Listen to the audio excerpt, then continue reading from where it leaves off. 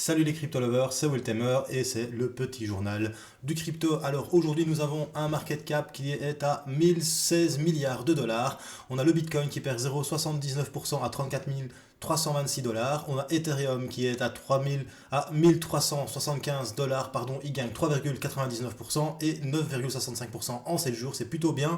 Alors ladies and gentlemen, nous avons le XRP de Jean-Pierre Riffard, le petit Ripple, qui nous fait 39,45%. Il repasse devant Polkadot, qui pour le coup ne danse pas la polka, ni la rumba, ni la salsa. Il regarde simplement l'XRP passer devant lui avec une pointe à 80%. Rien qu'aujourd'hui. Après, on a le Polkadot qui fait 0,05 à 16,63%. On a toujours la petite Ethereum de mon cœur qui fait 4,74% à 0,36. Puis on a le Chainlink 3,50, 23,49. Litecoin, il perd 0,79, conclusion, il est stable. On a le Bitcoin Cash de Roger Ver à 411,22 dollars. Et surtout, on a aussi le Stellar Lumen qui revient devant le Binance Coin. 7,43% à 0,31. Regarde bien que Uniswap continue sa chevauchée fantastique et il nous fait 26,08% et AVE pareil 14,03%. On va regarder le top gagneur de la semaine, enfin de la journée et c'est Voyage Token. J'aurais dû en acheter il y a un petit temps à chaque fois que je vous le dis. Il nous fait encore 46,03% et 158,72% en 7 jours. Et en deuxième position, nous avons le 1 inch qui nous fait 43,64% et le XRP qui nous fait un 40,47%. Derrière les fagots et le Curve DAO toujours là, 32,39%. Voilà, c'est tout pour la petite market review. N'oublie pas, si t'es nouveau sur la chaîne, de t'abonner, d'actionner la petite cloche de notification, de nous retrouver sur Culture Crypto Twitter. On est bientôt aux 3000 abonnés, je ferai un petit concours. N'hésitez pas à mettre des commentaires. Alors aussi, bienvenue à toutes les personnes qui nous rejoignent sur Culture Crypto sur Facebook et tous les liens se trouvent en description. Allez, c'est parti, générique.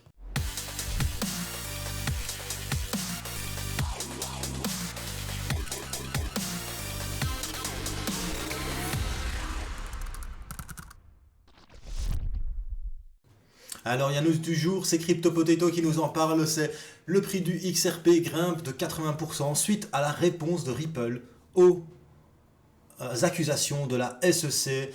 Que nous dit Ripple? Il dit qu'en 2015 et à nouveau en 2020, le département américain de la justice, le DOJ et le Financial Crime Enforcement Network, le FinCEN, du département américain du Trésor ont déterminé que le Ripple était légalement utilisé et négocié sur le marché en tant que monnaie virtuelle. Ces déterminations sont cohérentes avec la réalité économique selon laquelle XRP fonctionne comme une réserve de valeur, un moyen d'échange et une unité de compte, et non pas par des bénéfices de Ripple. En d'autres termes, plusieurs fois, le département de justice, plusieurs fois, le Financial Crime Enforcement a bien défini Ripple comme monnaie virtuelle et non comme une sécurité, comme l'affirme la SEC. Alors, est-ce que la SEC mène une petite vendetta contre le XRP? Perso, aucune idée. Mais en tout cas, tout ce que je sais, c'est quand je vois un graphique comme ça, quand Ripple pump, c'est toujours pareil. Quand Ripple pump, ça pump de cochon. Conclusion, 80% maximum sur une journée. Je pense que là, on a 40, on verra ça quand on fera l'analyse technique. Autre petite news, c'est Presearch qui lance un moteur de recherche décentralisé. Ça fait au moins 2-3 ans que ça existe et qu'on en parle. Mais là, vraiment, Presearch vise à mettre fin au monopole de Google tout en assurant la confidentialité et en récompensant les utilisateurs. Donc, si tu utilises Presearch, tu pourras gagner de la crypto-monnaie avec le jeton Pre. Le moteur de recherche basé sur la blockchain est conçu pour protéger les adresses IP des utilisateurs contrairement à Google, les informations sur les appareils contrairement à Google, les navigateurs contrairement à Google et les données de localisation contrairement à Google. Donc si tu es un crypto-lover, si tu aimes la décentralisation, si tu aimes la privacy, je pense qu'il est temps d'utiliser Presearch. Après ça, on va parler d'une mauvaise nouvelle au pays de la crypto-monnaie.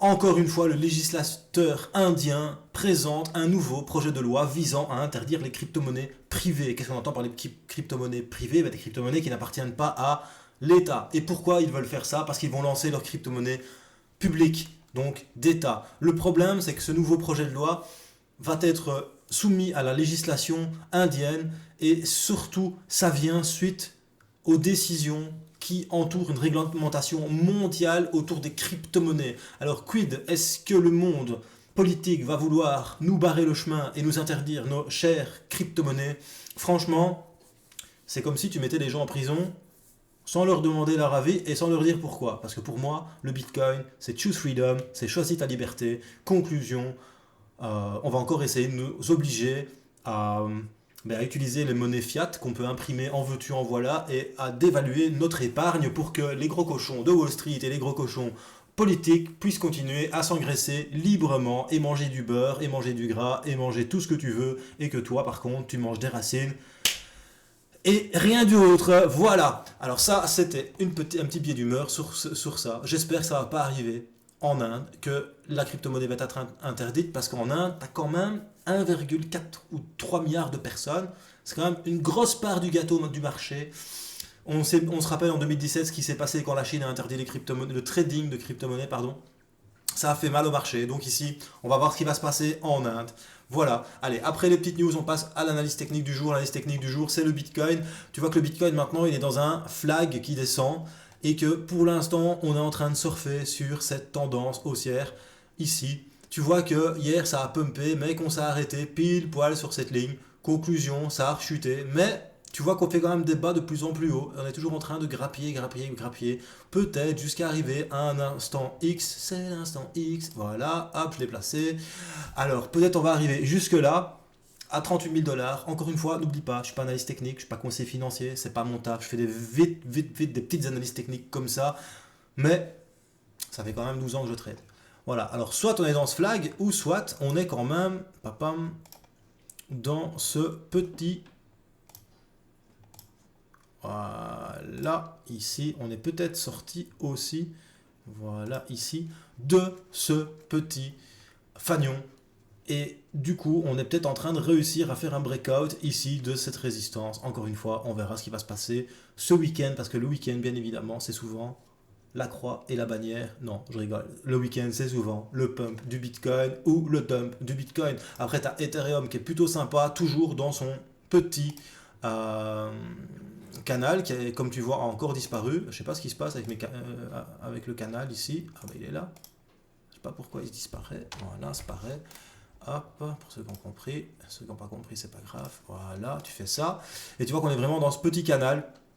Et là, on est vraiment dans le prix moyen du canal. Ça se resserre. Alors, est-ce que ça va pump derrière?